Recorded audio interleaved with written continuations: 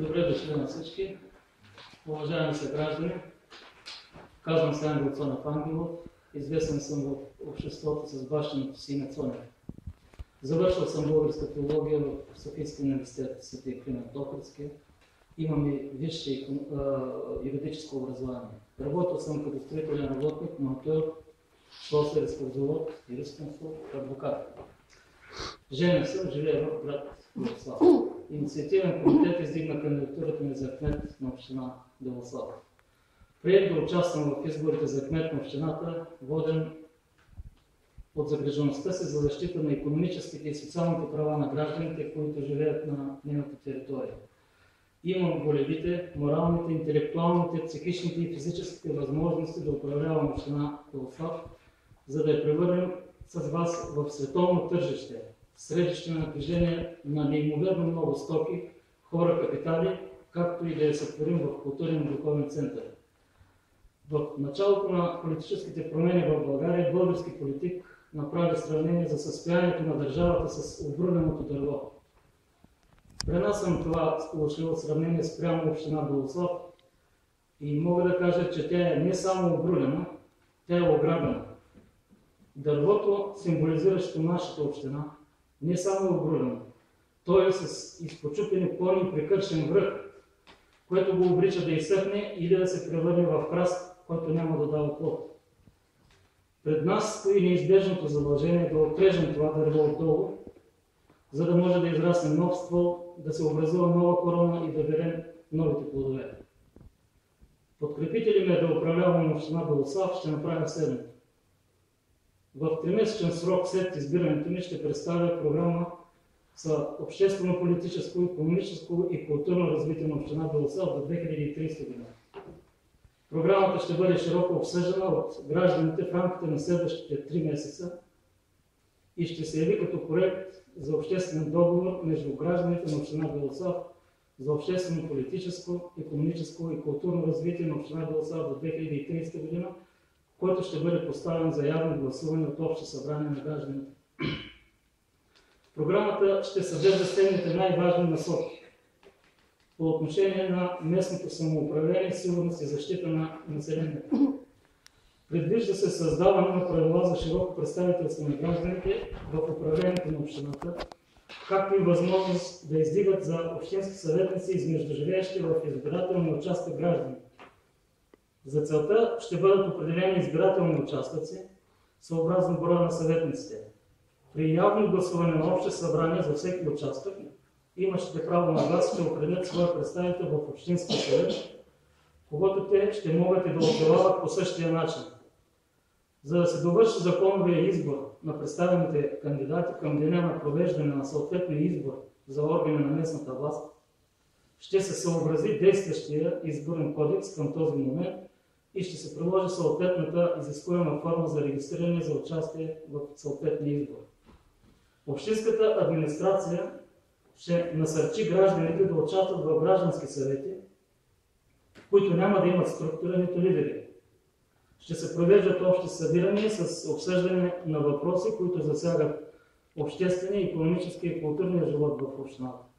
На всички събирания ще присъства кмета на общината или негов заместник. Чрез явния избор на представителите ни в органите на местната власт и чрез гражданските съвети, ние ще осъществим мечтата на поколение преди нас за народовластие и ще запомним със съдържание за сега пожелателното в Конституцията наличие на гражданско общество. Предлага се навършилите пълнолетие здрави мъже, които живеят на територията на община Белослав, да преминават 3-месечни курсове по военна подготовка, а за здрави мъже до 50 годишна възраст ежегодно да се призовават на 7-дневен курс за военно обучение и гражданска защита. Като за мъже, които не са отбили военна служба, в първите 3 години срока на подготовка да бъде по 1 месец. Предлага се за трудоспособни и здрави жени до 50 годишна възраст ежегодно да се призовават на 3-дневен курс за военно обучение и гражданска защита. Предлага се навършилите 16 години юноши и девойки да преминават 14-дневни курсове по военно обучение и гражданска защита. С оглед на поставените цели в програмата ще бъде създадена нова структура на общинската администрация. дирекции и служби, които ще са съобразени с поставените задачи за изграждане на собствена икономика, за издигане на по-високо равнище на образованието, културата и спорта. С оглед на поставените по отношение на сигурността и защита на населението. Предвижда се създаване на общинска стражева служба, която ще се състои от служба за охрана на обществения ред, служба за военно обучение и гражданска защита и служба за опазване на горите и полята. За службата за охрана на обществения ред.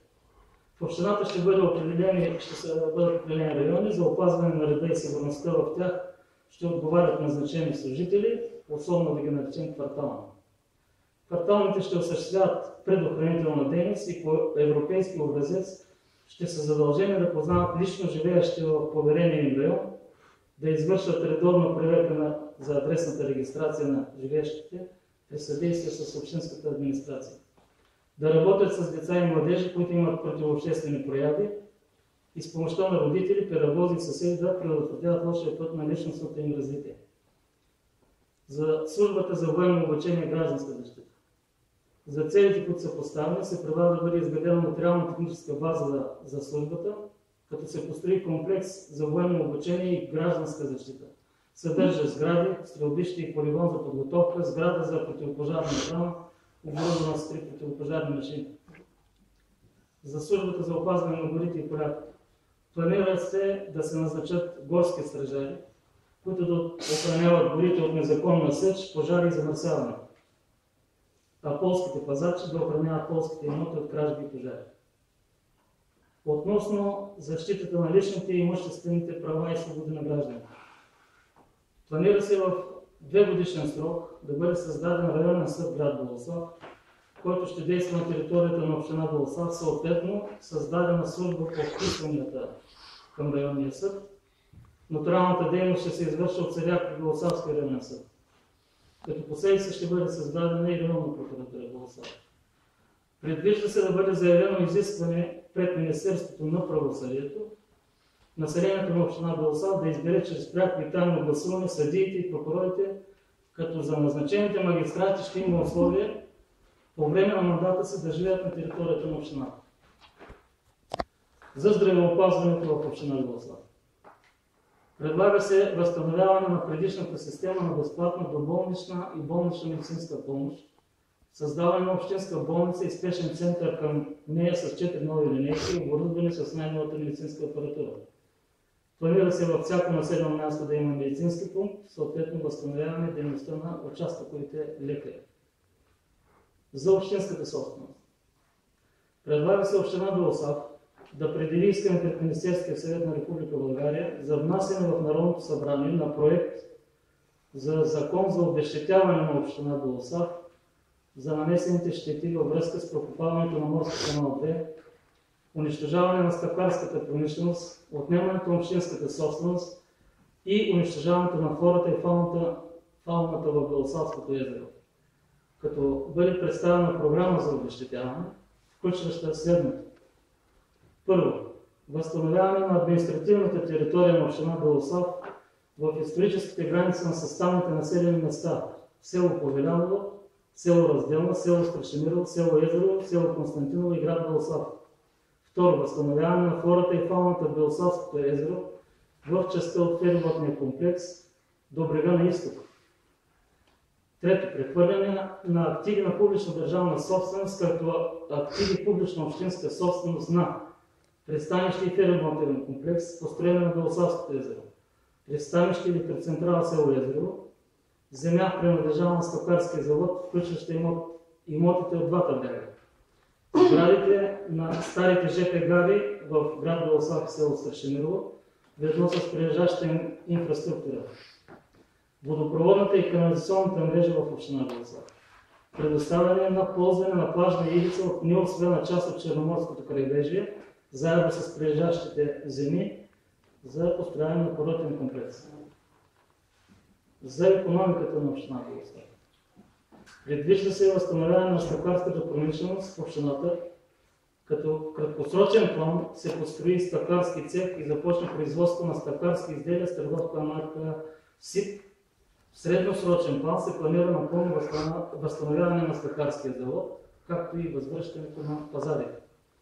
Във връзка с това ще се възстанови техникума по стъкларство, ще се използват за производство и обучение кадрите с дългогодишен опит в производството, придобит от тях в някогашния завод. Предвижда се създаване на верига от магазини за хранителни стоки, като в краткосрочен план ще бъдат изградени магазини в населените места в общината, впоследствие в няколко областни центрове. В средносрочен план ще бъдат открити магазини в страни от Европейския съюз и в Русия, Украйна и други. Тази верига от магазини ще предоставя на населението стоки, които са произведени от български производители, само и единствено по българския държавен стандарт.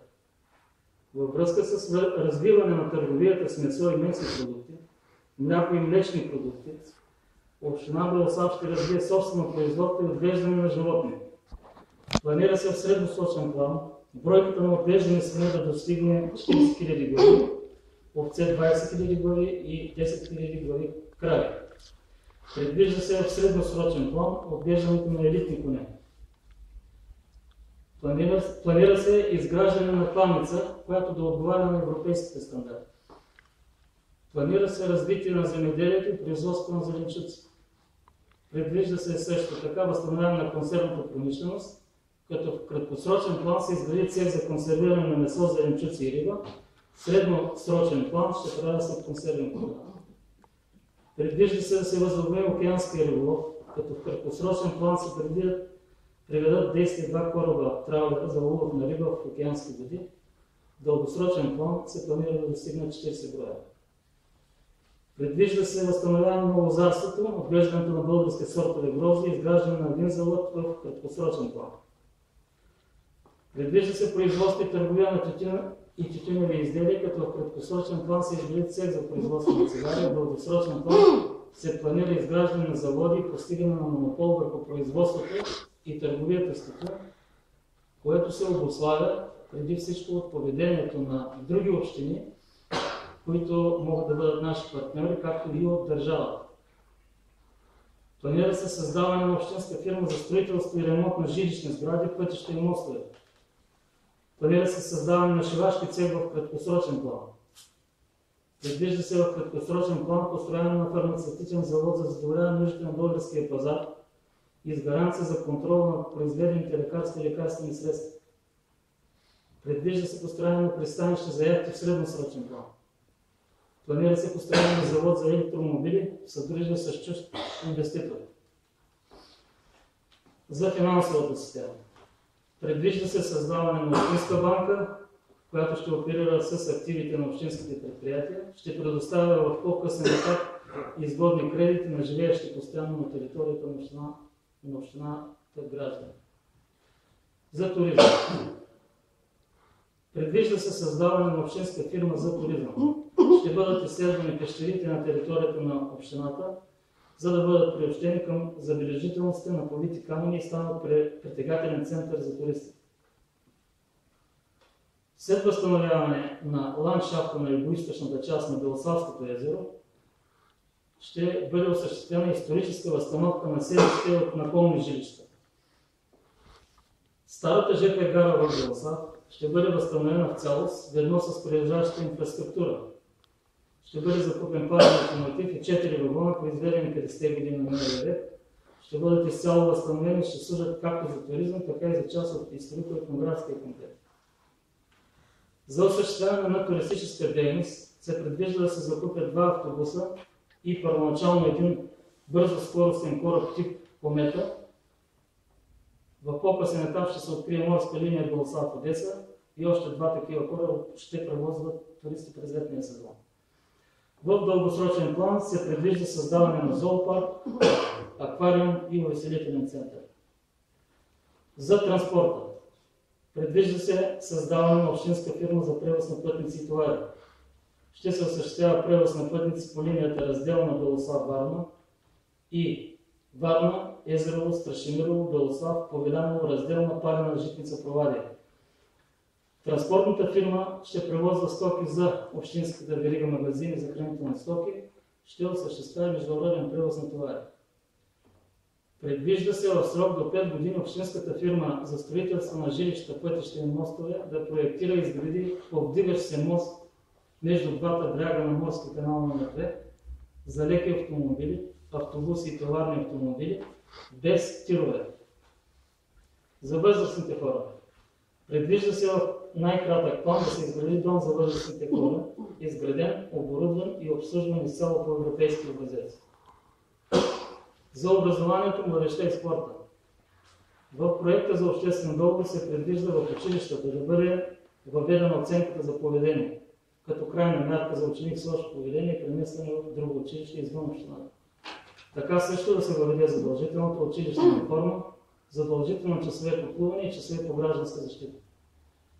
Предвижда се възстановяване на младежкия дух в оркестър и детския хор, донесли известност и слава на общината в страната и извън нея. Планира се изграждане на плувен комплекс с 2 открити и 1 закрит басейни, в които всички ученици от общината ще преминават задължително часове по плуване, а в останалото време ще се използва за активен спорт, ще има и достъп за граждани. Предвижда се общината да насърчи деца към активни занимания с водни спортове, плуване, гребане, кану-каяк и други, да подпомогне с материална база и финансира подготовката им. Планира се след 8 години да имаме 4-5 олимпийски медалисти.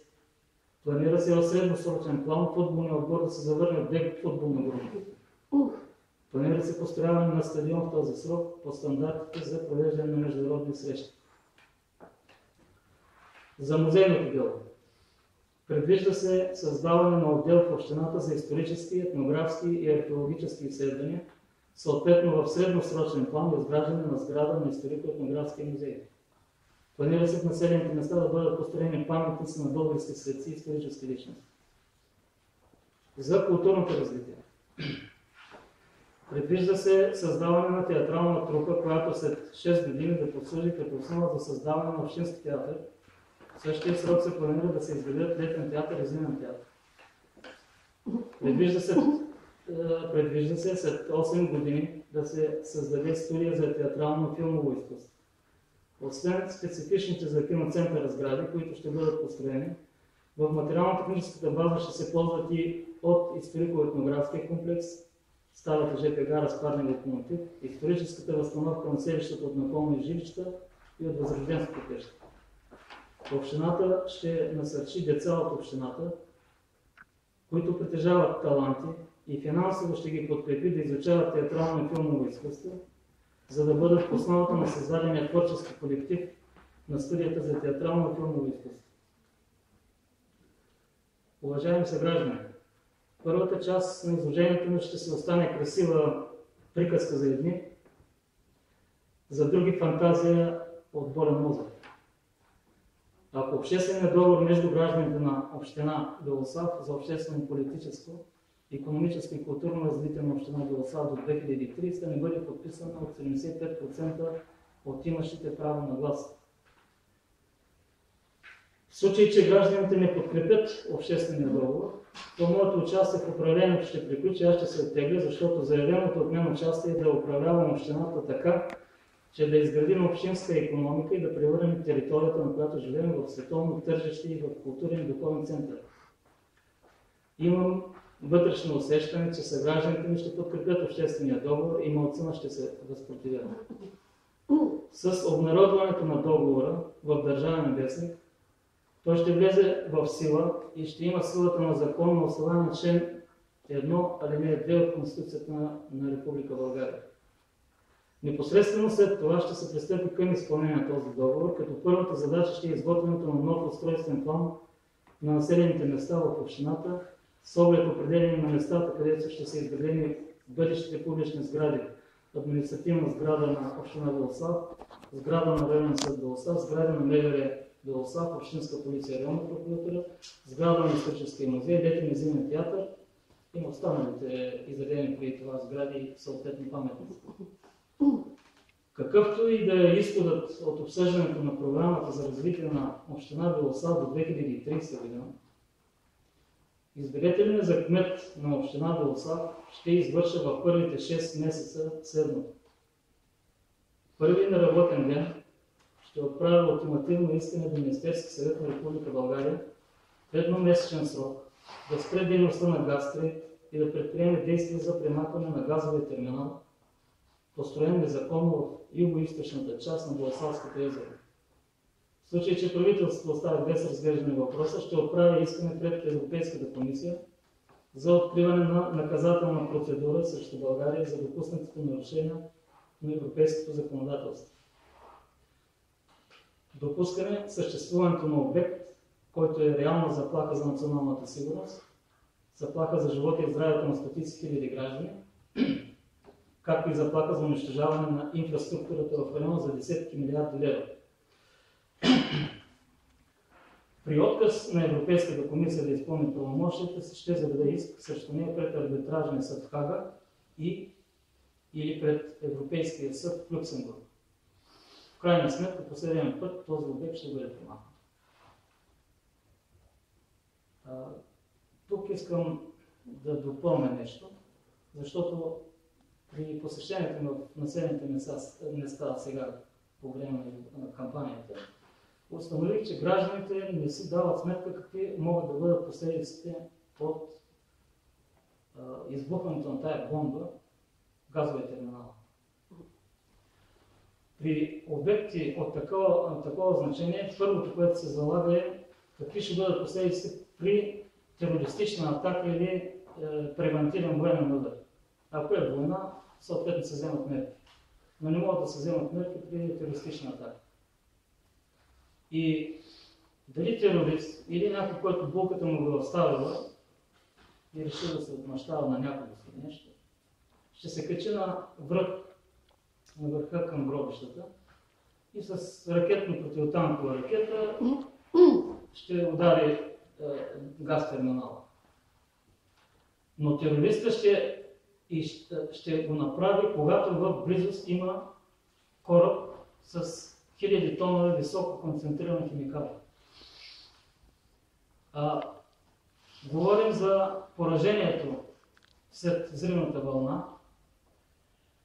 Това ще стигне до Варна. Минимум жертви ще бъдат 500 хиляди. Минимум жертви. В зависимост от метеорологичната обстановка, на къде ще духне вятъра, може да стигне и до провали. И до Вълче долу, Съборно и така нататък. Отделно от това инфраструктурата е над 20 милиарда евро заводи. Това ще представлява всъщност национална катастрофа.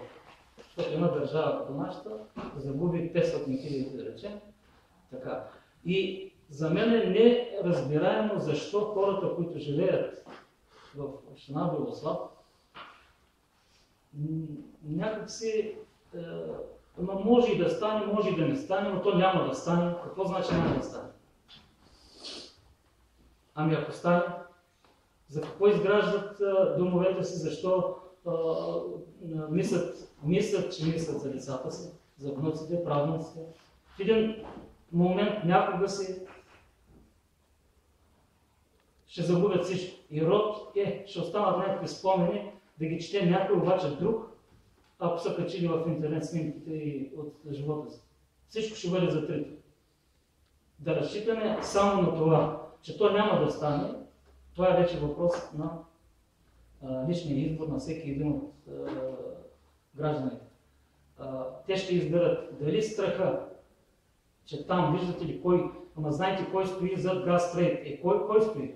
Групировки, кой правителство, който и да стои. Това ли е по-важно, кой стои страха, че еди какво си да загубите родовете си някога. Сега не знаем, може днес да стане, може да стане и след 20 години.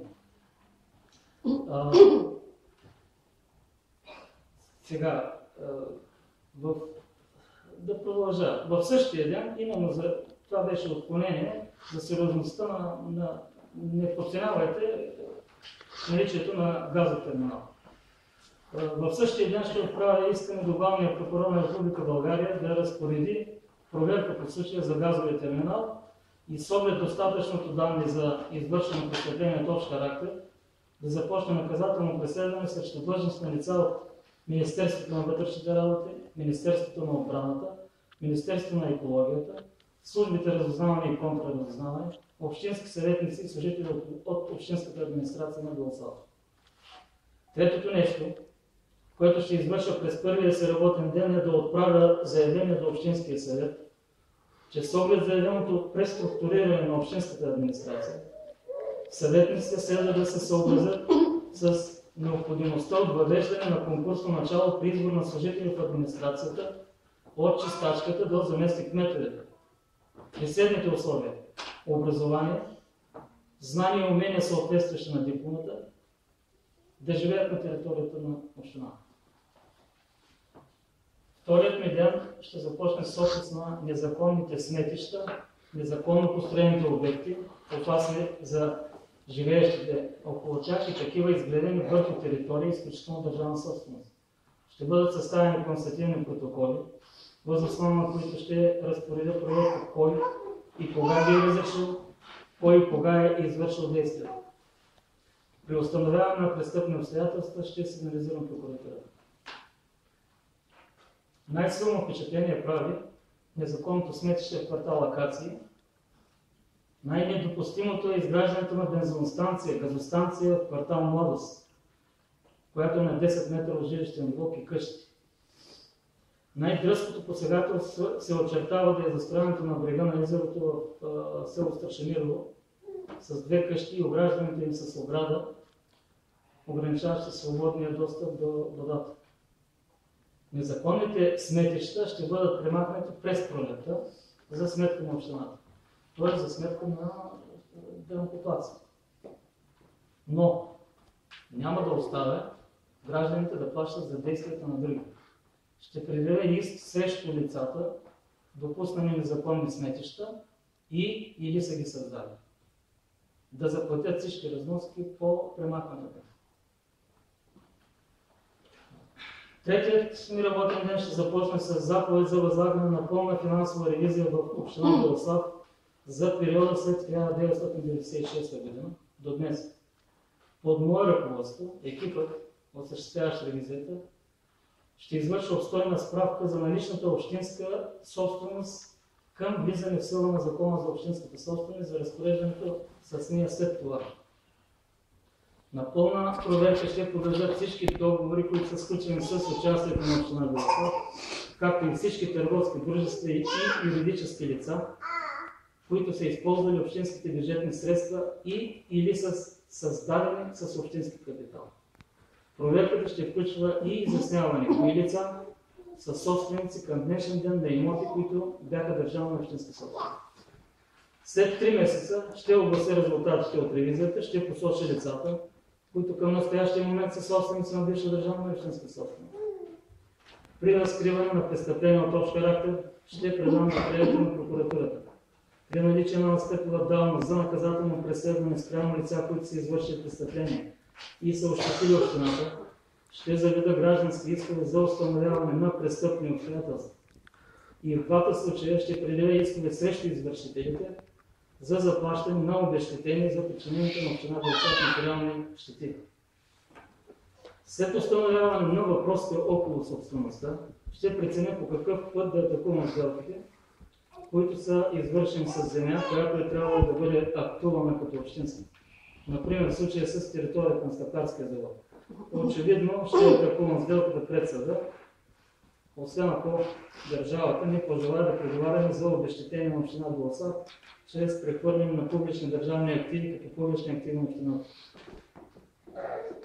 Не мога да подмина сигналите на граждани, че при подмяната на ВИК мрежата в град Белослав са освоени пари за 100%, в действителност половината ВИК мрежа не била подменена. Тези сигнали ще бъдат проверени по време на ревизията и в случай на потвърждението им ще предам материалите на прокуратурата, за да бъдат привлечени извършилите престъплението лица. Ще поискам прокуратурата да наложи обезпечителни мерки, запори на банкови сметки и възбрани на имоти на лицата, на които повдигна обвинение. Ще предявя граждански искове за заплащане на тези лица на имуществените вреди, които са причини на община Белослав. Като стана дума за ВИК мрежата на община Белослав, оказва се, че тя е 100% държавна собственост и се управлява от държавното дружество ВИК Варна. Докато останалите общини притежават от 47% и нагоре до 100% за София, например. Тоест, оградената община Белосад и гражданите ѝ плащат ремонти и подобрения, извършени от ВИК Варна на територията на община Варна и на област Варна. Оттам се формира цена 2,40 лева на кубически метър. После парите потъват не знаем къде и това вече е десетилетие. Това, което мога да направя на първо време, е да предприема действия по отделянето на ВИК мрежата на община Белосад и създаване на отделно общинско дружество, което да управлява публичния държавен актив, а в по-късен етап да преговаря за прехвърлянето му към публичен общински актив. Резултатът от подобна стъпка е напълно оправдан, тъй като отделянето на ВИК мрежата на община Белосад ще формира на първо време цена от 24 стотинки за кубически метър, а при вещо управление и добри разчети може да се свири до 12 стотинки за кубически метър вода. Очакванията ми по отношение на въвеждането на конкурсно начало при избори за всички длъжности в администрацията е да срещне съпротива от страна на Общинския съвет, който определено първите 6 месеца ще забави промяна. Въпреки всичко, ще защитавам решимостта си да наложа конкурсното начало и в управлението на общинските дружества и в уния структури и юридически лица, които ползват общински бюджетни средства. По отношение на работниците в общинските фирми, ще се дава предимство на живеещите в общината граждани, а за младежи, които нямат нужното за специалността образование, ще се организира вечерно училище. От гледище на лошото в по-голямата част състояние на сградния фонд на общината, частните постройки, къщи и блокове и обществените сгради, наложително е тяхното обследване и предприемане на съответни мерки. Ще разпоредя на общинските служители да започнат обследване на сградите, като установят техническото състояние, оставащия срок на годност, да дадат задължително указания по привеждане на обектите в състояние да отговарят на техническите норми. Обследването ще започне от уния постройки, които са застрашени от самосрътване и са опасни за живеещите или околните хора.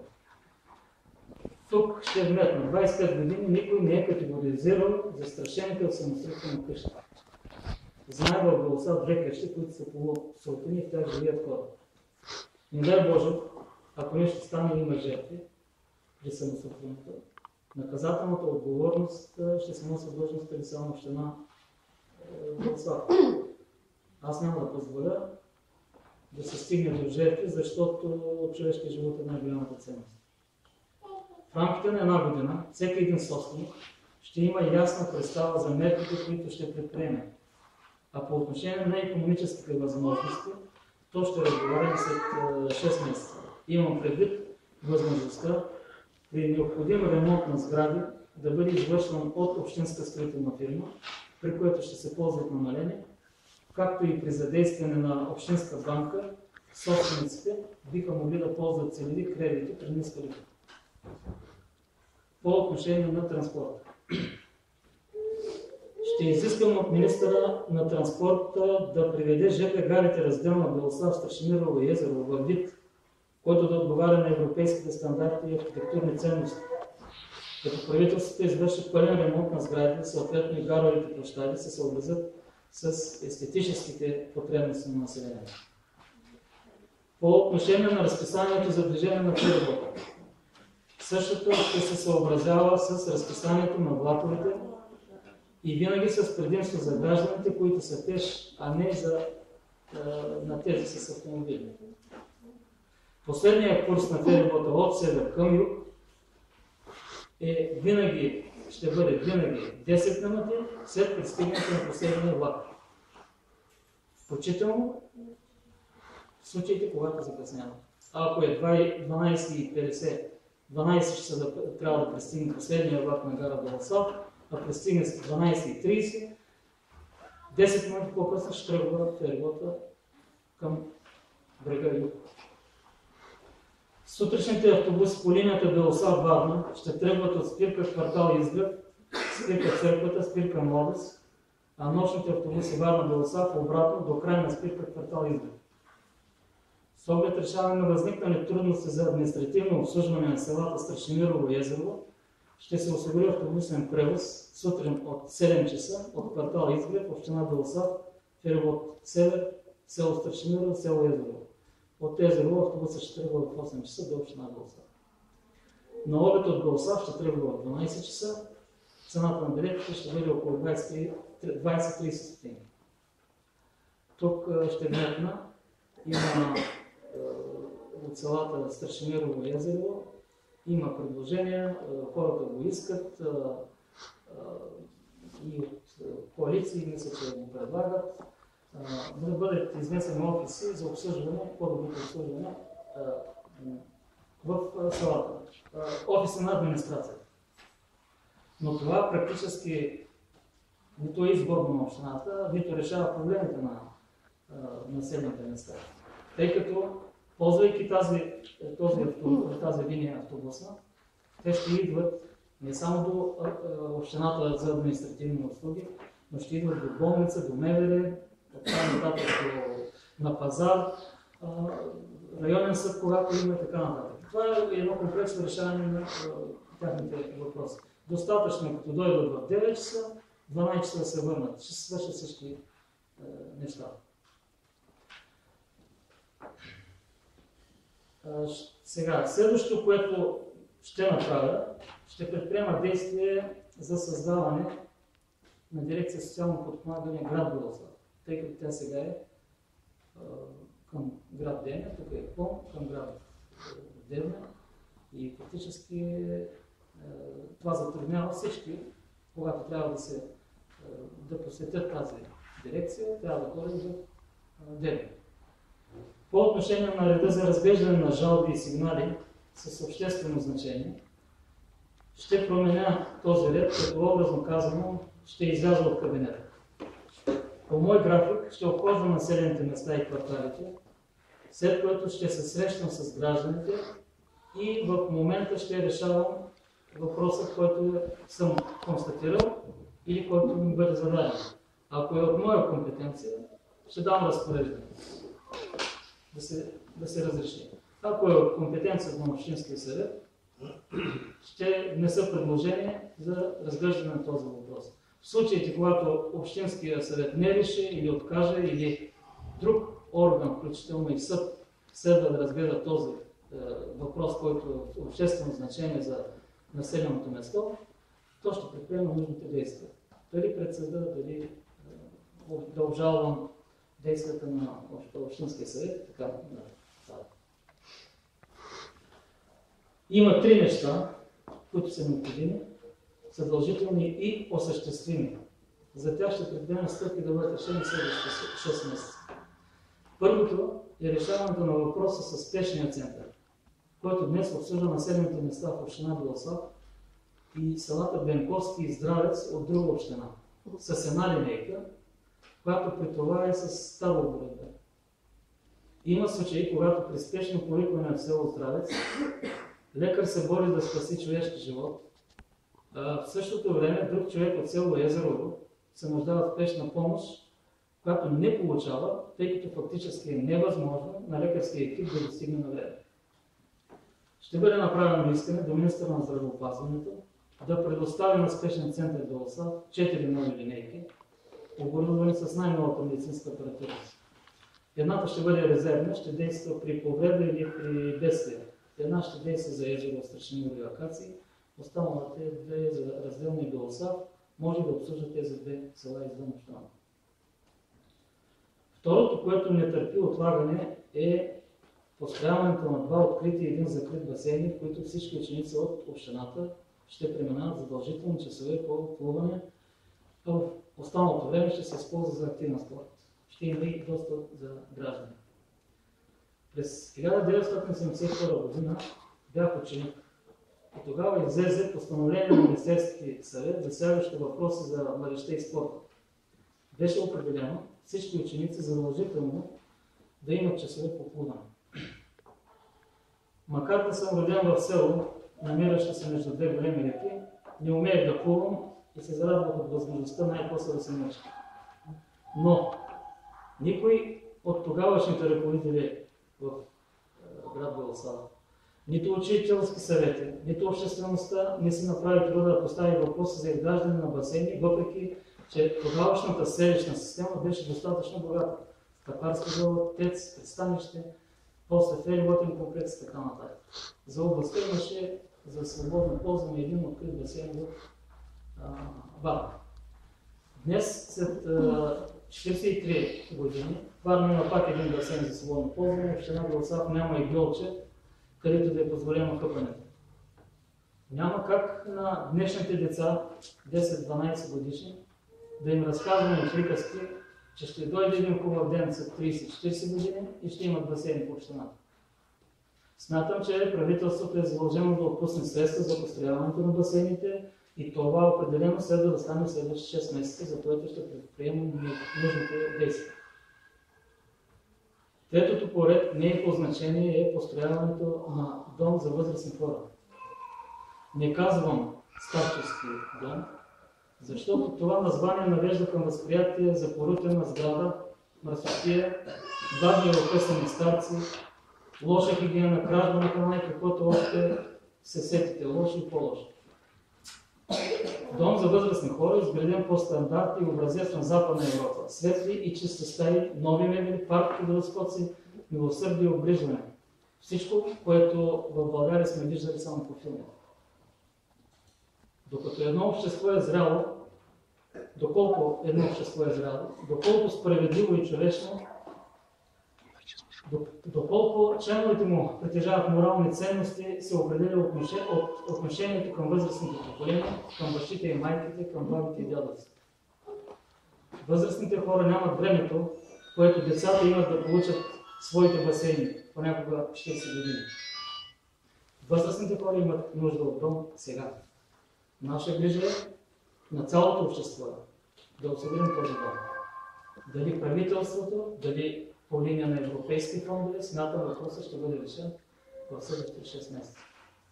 В заключение искам да ви обърна внимание, че се намираме в много важен момент от живота си, когато е нужно да вземем, може би, най-важното решение в личен и обществен план. Решението дали да започнем промяната на 25 октомври 2015 година. Имайки предвид, че не започнем ли сега да изграждаме собствена икономика, то поколението над 50 годишна възраст няма да може да предаде уменията и знанията си. Поколението на 25 годишните няма какво да приеме. 12-14 годишните ще бъдат облечени на пълно. Зная, че всеки един от нас изпитва страхове от мизерията или от пътя, който трябва да се извърви, за да се надбие това тежко икономическо и социално състояние. Има една приказка. В глава пълна с страхове няма място за мечти.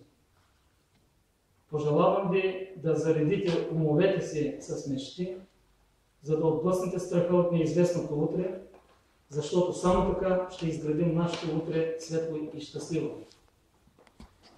Призовавам ви, скъпи съграждани, проявете разум и сами определете бъдещето. Простото не е съдба, то е избор. Благодаря ви за вниманието.